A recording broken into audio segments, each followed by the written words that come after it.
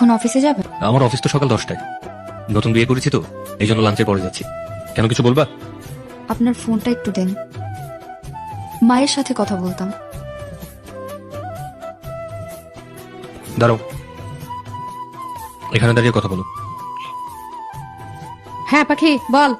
খালা, মা কেমন আছেন? সবাই ভালো আছে।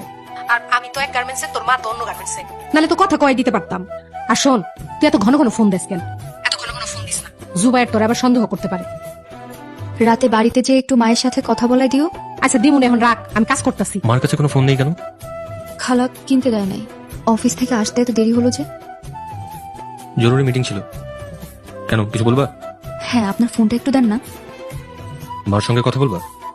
হ্যাঁ, সত্যি মায়ের সাথে কথা বলবো।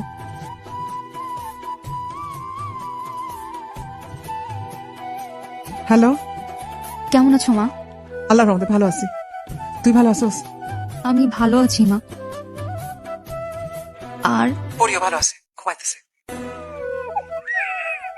মা, মা কে কাচ্ছে? কই কেউ না তো। মা, আমি স্পষ্ট কান্নার আওয়াজ শুনতে পাচ্ছি। কে কাচ্ছে মা? তোরে বললাম না পরি ঘুমাইতেছে, আমি রাখি, ওর কাছে যাই।